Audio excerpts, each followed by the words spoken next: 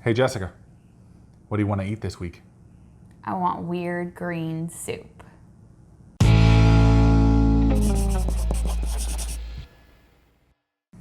Welcome to Crocs in the Kitchen. I'm Brian. And I'm Jessica. Today we're going to make one of our favorite soup recipes, which is based on a recipe found in the Eat to Live Quick and Easy Cookbook by Dr. Joel Fuhrman. This is one of the recipes that we made when we first started on our path of the nutritarian, and we really liked it. We had it for lunch over several days, but I kept thinking I could probably make this a little bit more my style. So that's what we are presenting today with this recipe. Brian's style is to use like 80,000 different seasonings, so you do not have to go by Brian's style, but he gives you plenty of ideas in this recipe. You'll need a ton of frozen vegetables for this recipe. The only mandatory one is corn, and the rest can be mixed and matched to your taste. We like to use chopped kale, broccoli, a California medley, peppers, a Mediterranean blend, and cauliflower. And on the seasoning side, you will also have a lot to add. Do we really need all this? Yes, we do. Just for our flavors at least. You can add whatever you like to your soup to make it taste however you like. All right, you will need some onion powder and some minced onion because why not? Some cayenne pepper, some ground cumin, garlic powder, and a little bit of nutmeg. And finally, some turmeric, some garam masala, and some smoked paprika.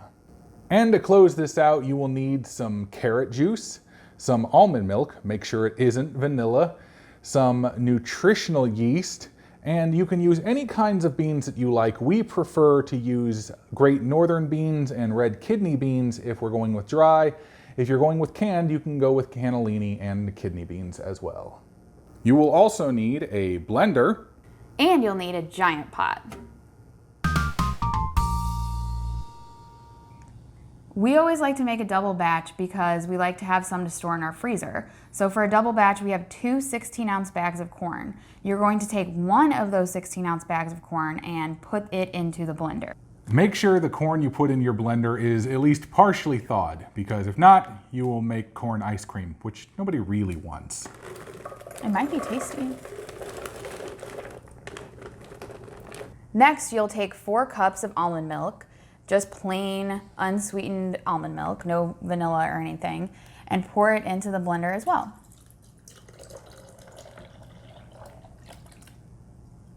Blend until smooth.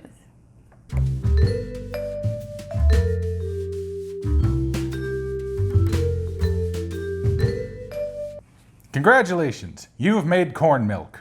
I didn't know that was a thing. Now you're ready to move over to your stove and put everything in your giant stock pot. But first, remove peef. Turn your stove on to medium high heat and pour in the corn milk. Next, add 4 cups of carrot juice, or this entire container.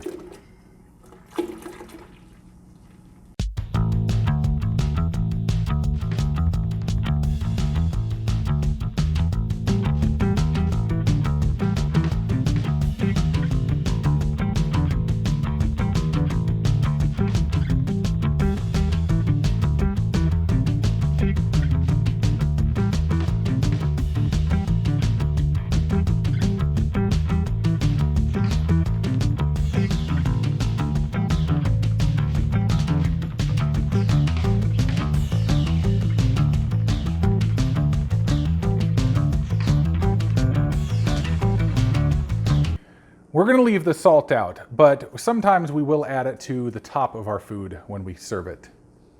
Now mix together and make sure it's hot.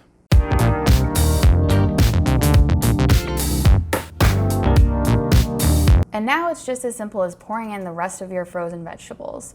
So you're going to add the other 16-ounce bag of frozen corn. For the veggies, you can really add anything you want, but here's what we are adding today. A 16-ounce bag of peppers, a 12-ounce bag of broccoli, 2 16-ounce bags of cauliflower. I really like the cauliflower in this soup. a California medley, which consists of cauliflower, broccoli, and carrot. This is where you can use up all of those frozen veggies that have just been sitting in the back of your freezer for several months. A 16-ounce bag of Mediterranean blend, which includes zucchini, yellow squash, carrots, green beans, red peppers, and onion. And finally, a bag of blue curled kale. Now you just mix together, cover, and let it heat up. We always add extra veggies to our soup, so if you need to add more liquid, just add some more water or veggie broth. Cover and cook for at least 30 minutes, stirring occasionally. So we completely forgot to add the beans to this soup that we had already cooked in our Instant Pot, but then we added them and forgot to film us adding them. So I really wanted to have a shot of us adding the beans, and much to Brian's dismay, She made me open up 2 cans of beans and throw them in just so I could film them. hey, it looks pretty. Also, about 15 minutes later, we realized that we forgot to add in our mushrooms. So, here's the lovely footage of that going in. This is one of our favorite soups to meal prep because it makes such a giant quantity, but we didn't have to do any chopping or anything like that. We just had to throw a bunch of frozen bags of veggies into a pot with some beans and a few other things, and we have this giant delicious pot of soup that will last for several days. So I'm going to portion out into these bowls, which are the ones that we take with us to lunch pretty much every day. For the rest of this, we are going to put it into a giant bowl and then put it in the freezer. So you can just use like any giant Pyrex bowl that's freezer safe, and then you can just freeze it. Just make sure you don't fill it up too high so it doesn't, expand and crack and do all that kind of crazy stuff. But basically just store it in there, and then you will be able to take that giant bowl out, let it set on the counter for a couple hours while it thaws out a bit, maybe microwave it a bit, and then portion it out for your weekly meals. Part of our success in our weight loss has been that we have this kind of stuff ready to go anytime and in our freezer. So even when we come back from a vacation and don't have time to cook, we already have something ready to go. So making things in these big portions, finding things that you like, and then making huge portions of them is key to success in this lifestyle.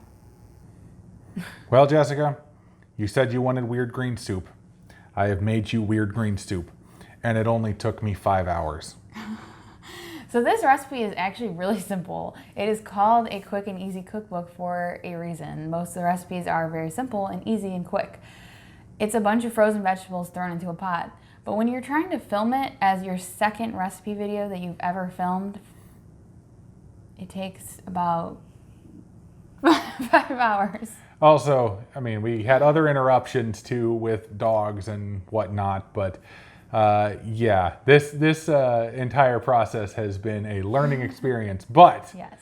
at the end of it, we have still made some absolutely delicious soup. Well, we don't even know if it's delicious. Let's try it. Well, I do. I already Oh started. yeah, he tasted it because But the chef has to taste. of course, you got to taste it. So we have our little sample. I haven't not tasted it yet. Well, go for it. Get yourself a good bite. Ooh, cauliflower. Cauliflower. All right, go for it. Mm-hmm.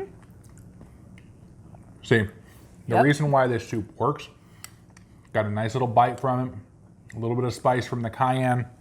It hits you in the back of the throat, which, as we all know, spicy foods make you feel fuller longer. I don't know the science behind that, but I know it's true. But it's also got a hint of sweetness underneath it. Mm-hmm.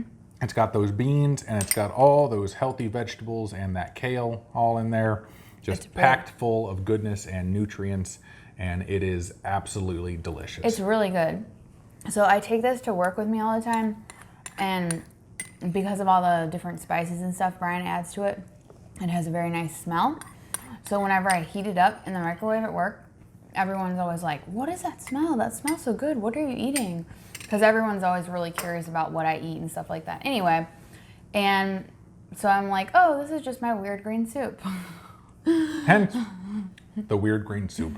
Yes. So it looks weird. And I always tell people, I'm like, look, it does not look pretty. I've taken 2,700 photos to try to make this look pretty. So you can see those in our blog post. We do actually a blog post for every single video we post at our website, crocsinthekitchen.com, if you did not know. And it has more tips more tricks and all kinds of other stuff that you need to know about this recipe that we may have forgotten to put in the actual video. So go check that out. Also, if you would please, we would love it if you would subscribe to our channel for more videos like this. And also leave us a comment below and let us know if you try this recipe and if you like it or you hate it or what you think. And also, I know I'm asking a lot. I'm asking really a lot of these people. Just keep asking. Why not? The last thing I would love for you to do is if you do make it, take a picture and use hashtag Crocs in the Kitchen on Instagram, and we will share it on our Instagram. So I look forward to seeing anybody's creations and what you guys come up with. That's all I got. That's all she's got. We're going to bed. Bye-bye. Tired. Sleepy time. I'm ready to die now. But we have so much soup.